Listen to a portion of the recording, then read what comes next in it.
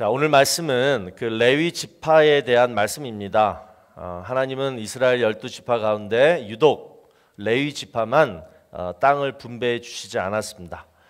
오늘 본문을 읽어보니까 대신에 다른 지파들이 자기의 성읍들과 목초지를 레위 지파에게 나누어 주는 것을 보게 됩니다.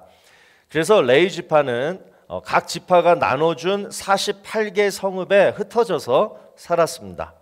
우리 지지난주에 살펴본 그 도피성 6개도 바로 이 레위인들이 살았던 성읍들이었고요.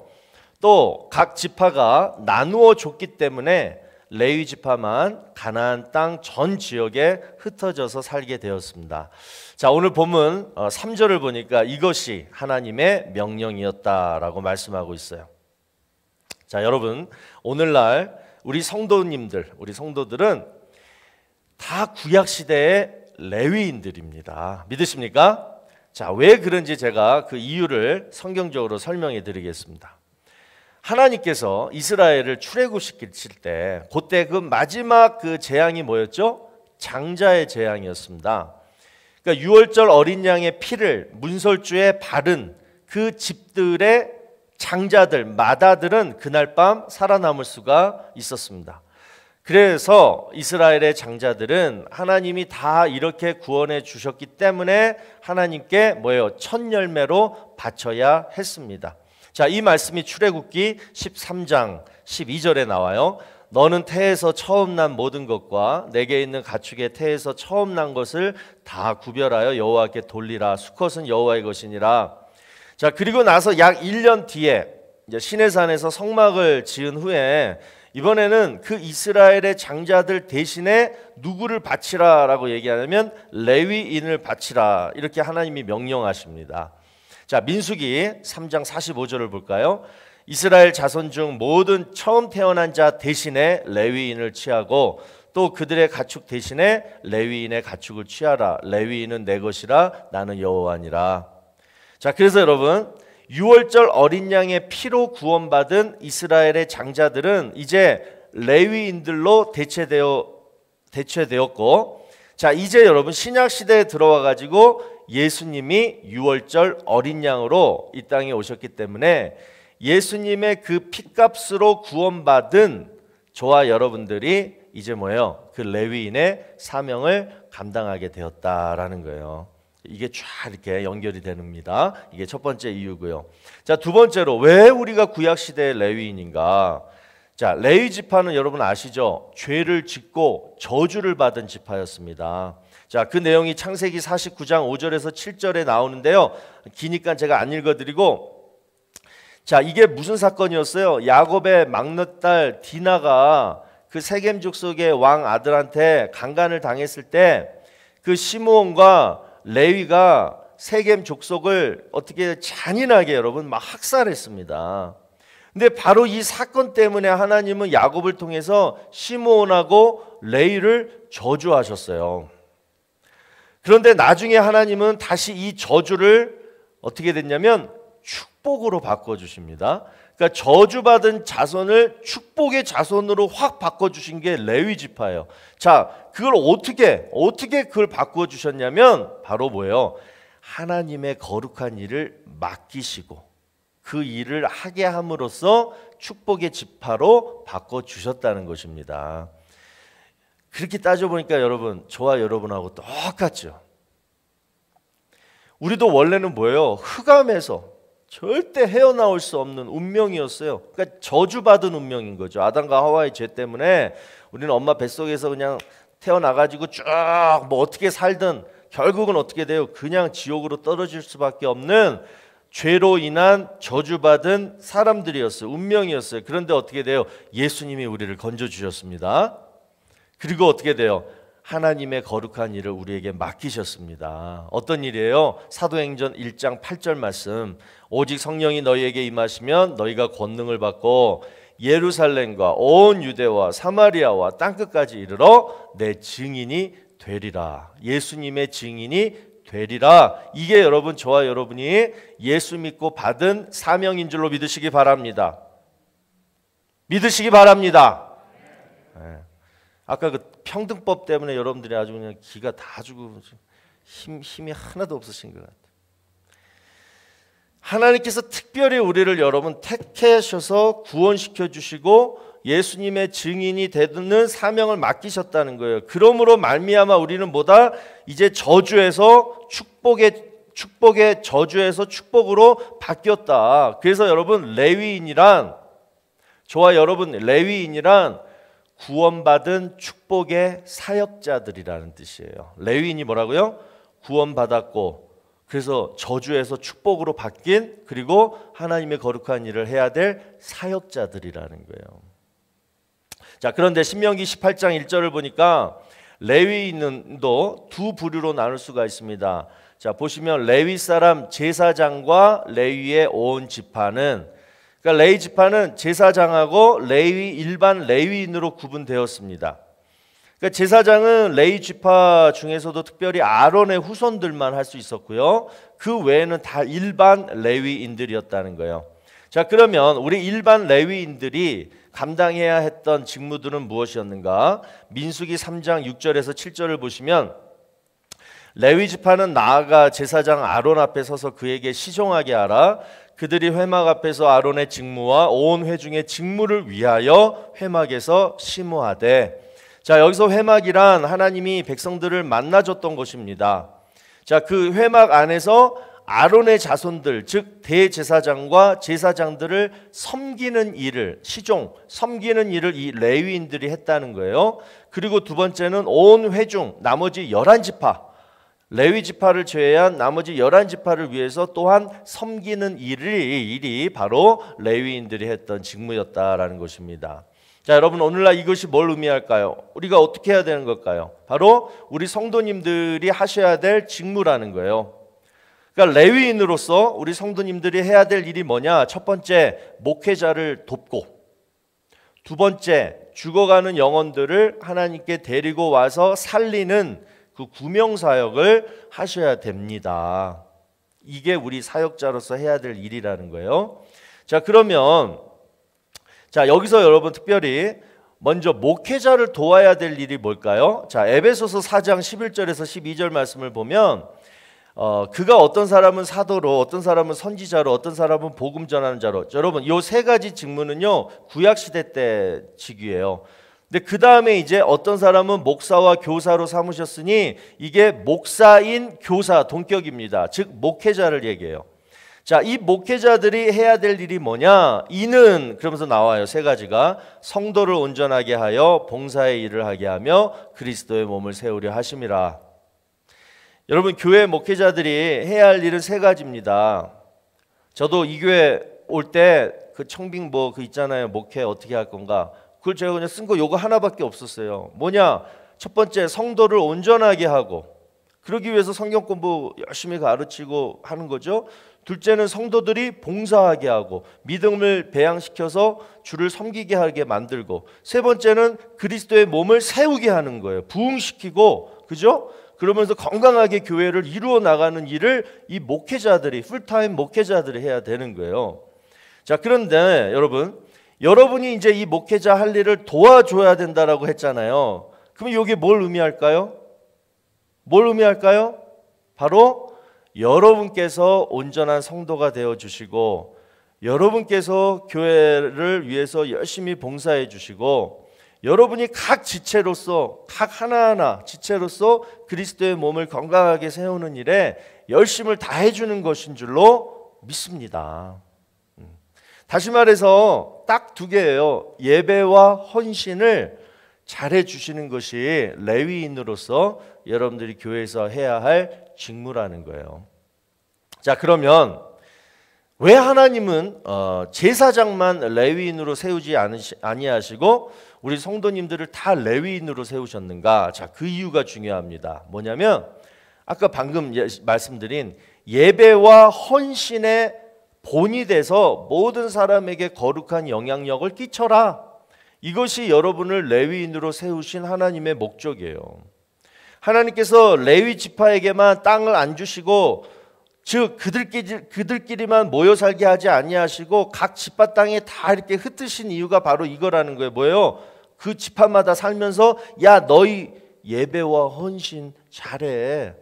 그거를 몸소 가르치고 보이라는 거예요. 여러분, 이스라엘 백성들이 이제 가나안 땅에 이제 딱 정착해가지고 현실적인 삶에 매여 살게 되고, 또 가나안 땅 족속들이 섬기던 우상 숭배를 또 막 이들이 할 텐데, 이제 그들과 함께 살면서 그들이 절대 그렇게 하지 못하도록 너희가 거룩한 영향력을 끼쳐라. 이것이 바로 하나님이 레위 지파를 따로 세운 이유였습니다. 여러분, 바로 우리가 이 일을 감당해야 된다라는 거예요. 그 빅 프랭크라는 정신과 의사 여러분 잘 아실 거예요. 그 나치 수용소에서 가까스로 살아남은 사람이었죠. 그리고 가스실까지 들어갔다가 나온 사람이고, 그러니까 그 수많은 그 고난을 체험하면서 나중에 그의 자서전에서 이런 내용을 적었습니다. 뭐냐면 인생에 있어서 가장 중요한 세 가지 가치가 뭐냐. 자, 그러면서 첫 번째는 뭐냐면 경험적 가치다. 경험적 가치다. 누가 어떤 경험을 했든 간에 그 경험은 절대 버릴 것이 없다라는 거예요. 그러니까 무슨 경험을 했든지 소중하다는 거예요. 여러분, 이렇게 생각할 수 있는 근거는 바로 하나님의 주권 사상입니다. 이 세상에서 일어나는 모든 일들은 우연한 사건이 아니라 하나님의 절대 주권 속에서 이루어지는, 하나님이 행하시는 일들이라는 거예요. 그렇기 때문에 어떤 환경에서든지 배우고 경험하라라는 것입니다. 그 경험을 통해서 하나님은 당신의 뜻을 이루신다. 여러분, 믿으시기 바랍니다. 또 두 번째는 창조적 가치를 얘기해요. 어떤 경우에도 낙심하거나 절망하지 말고 그 위기 상황 속에서, 그 어려운 상황 속에서 뭐냐면 창조적으로 생각하라. 성도는요, 절대 못한다, 할 수 없다 이렇게 포기하면 안 됩니다. 끈질기게 인내함을 가지고 창조적으로 위기를 극복하라는 거예요. 자, 그럴 수 있는 이유는 뭐냐?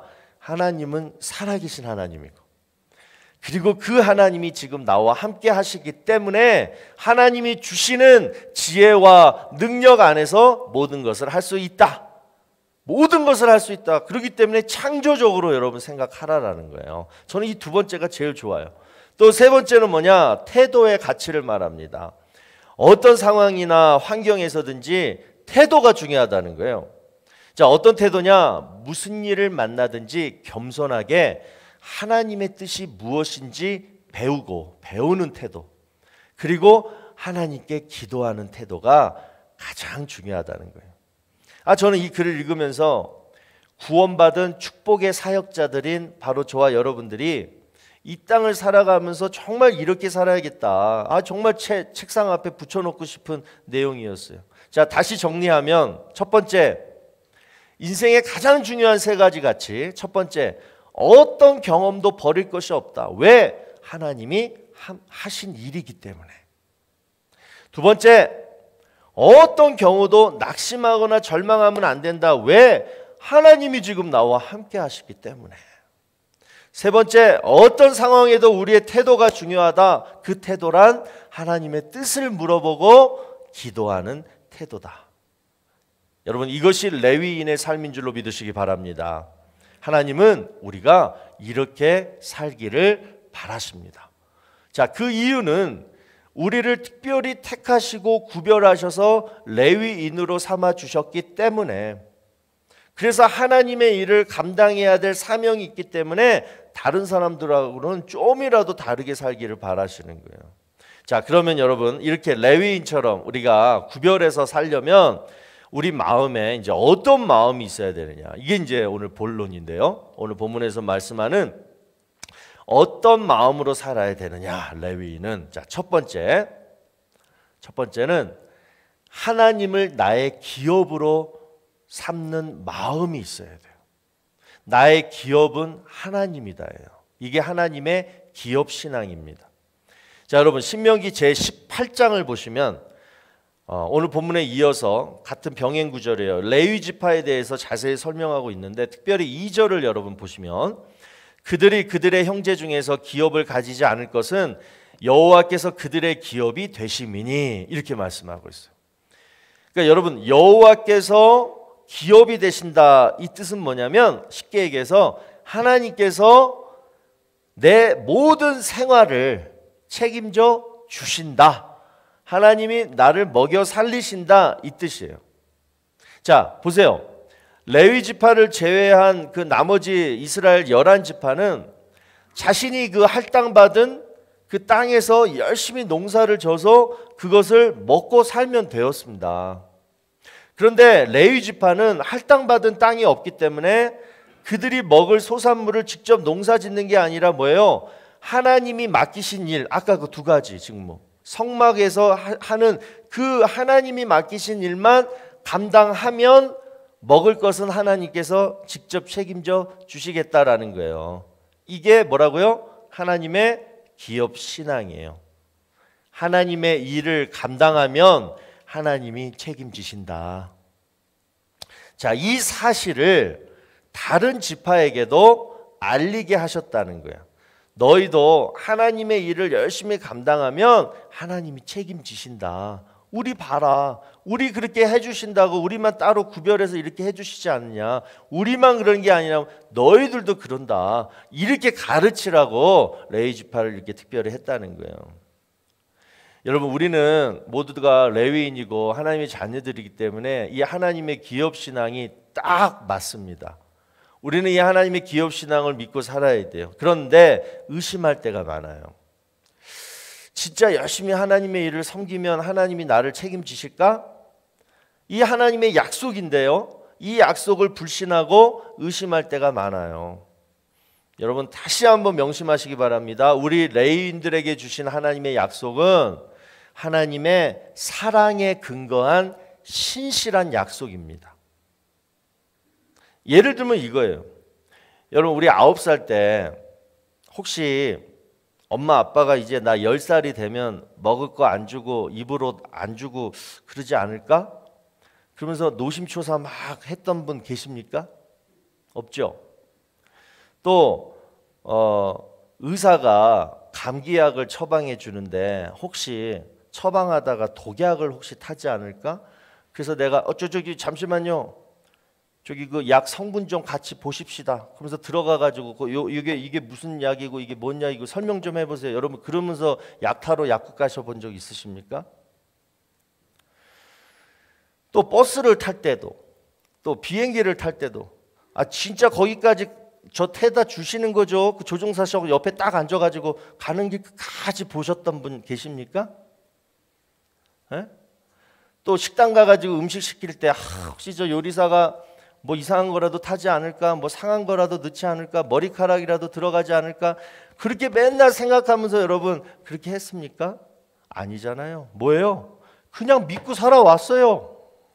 지금까지 그냥 다 믿고 산 거예요. 나랑 아무 상관이 없는 사람인데, 일명식도 없었던 사람인데 그 사람이 나를 죽일 수도 있는 건데 그냥 믿고 먹고 믿고 그냥 따라갔어요. 지금까지 그러고 산 거예요. 여러분, 마찬가지예요. 내가 레위인으로 믿느냐 안 믿느냐, 내가 레위인이라고 믿는다면 하나님이 나를 책임주신다, 이 약속도 당연히 그냥 믿고 살라라는 거예요. 그럴 수밖에 없는 이유가 여러분 로마서 8장 32절에 나옵니다.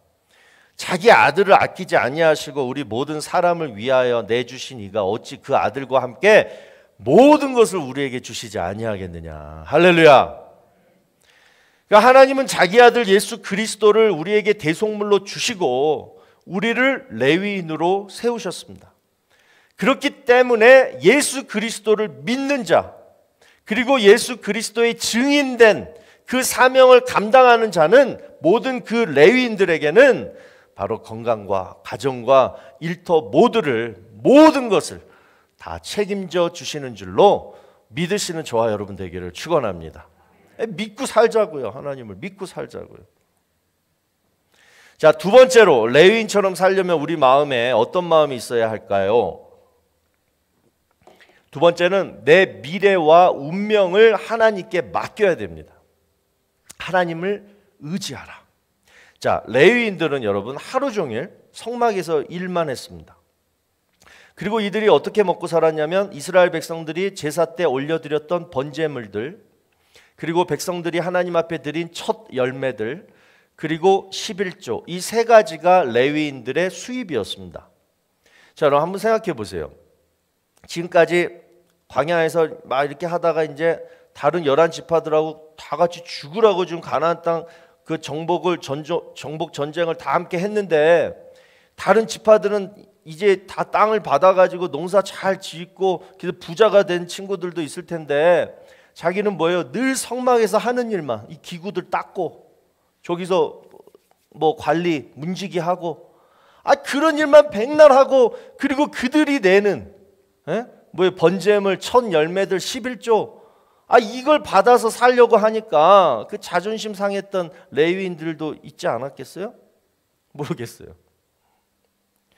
그런데 하나님은요, 무조건 백성들이 내는 헌금으로만 레위인들을 먹이셨습니다. 절대 다른 일을 해서 돈 벌게 하지 않으셨어요. 자, 왜 그렇게 하셨을까요? 여러분, 그 한국의 이름만 대면 아는 정말 큰 교회 목사님이신데요, 그분이 은퇴하시고 그 후배 목사들한테 하신 말씀이 있어요. 그 문제 많은 큰 교회에서 어떻게 몇십 년을 목회하실 수 있으셨습니까? 이렇게 물으니까 그 목사님이 하신 말씀이 이거예요. 내가 몇 번이라도 사임하고 싶었는데 자녀들 때문에 못했다. 우리 애들 학비 내야 되고 시집 장가 보내야 했기 때문에 내가 참았다. 내가 사표를 몇 번을 쓰려고 그랬다는 거예요.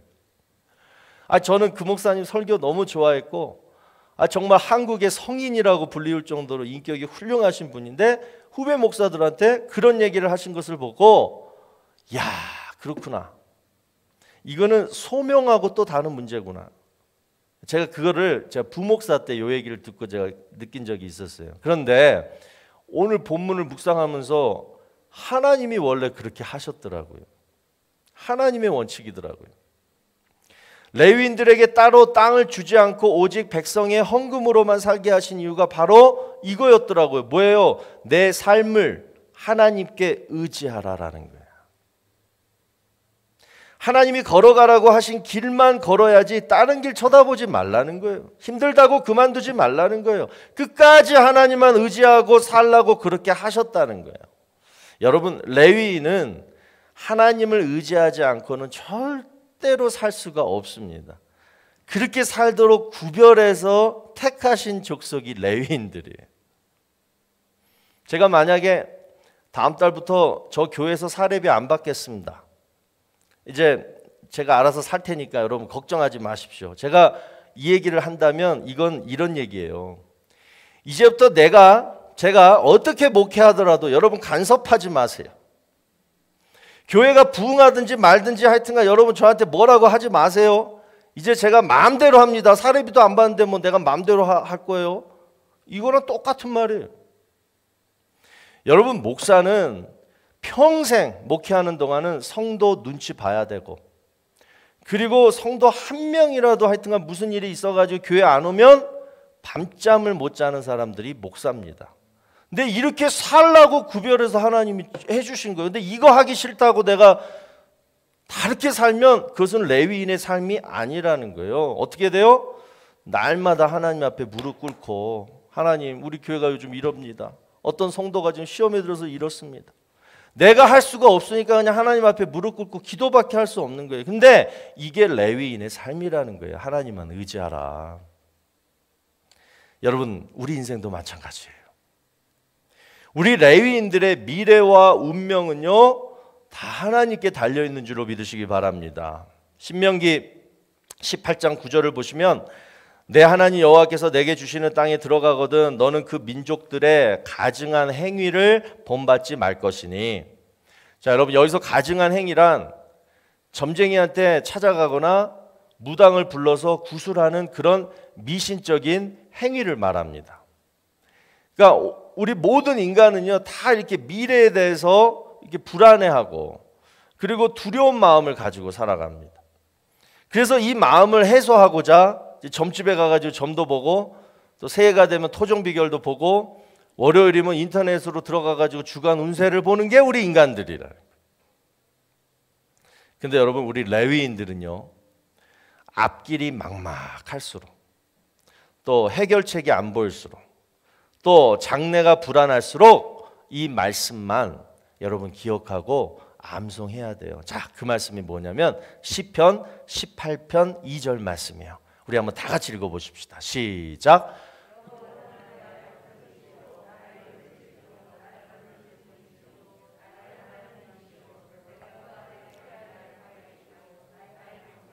나의 구원의 뿌리시오 나의 산성이시로다.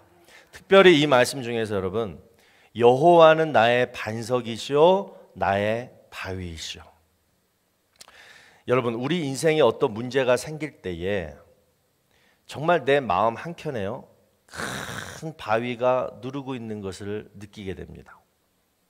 그러면서 하나님께 이렇게 기도하죠. 하나님, 이 바위를 빨리 좀 치워주세요.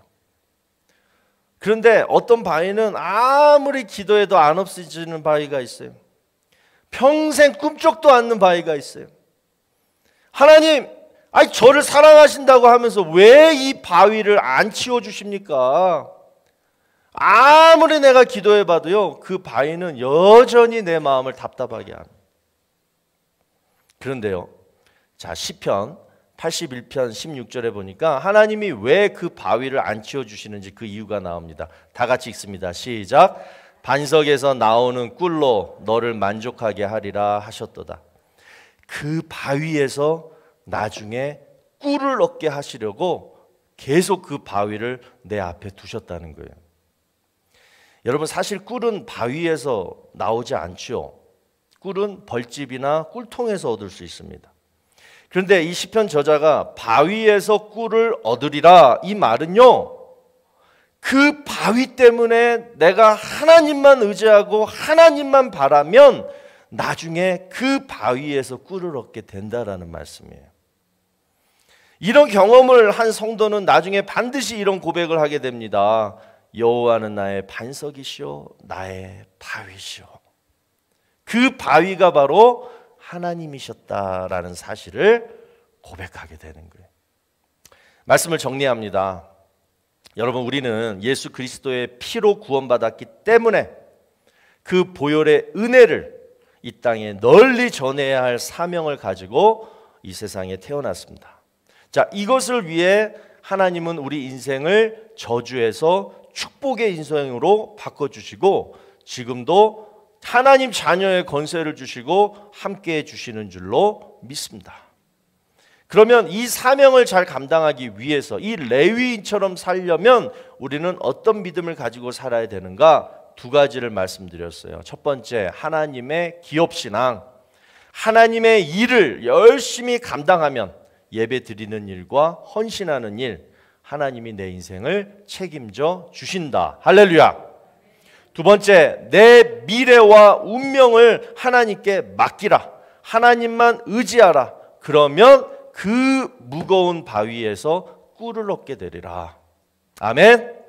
여러분, 지금 당장 고통스럽고 답답할지라도 지금은 하나님만 바라보고 의지할 때입니다.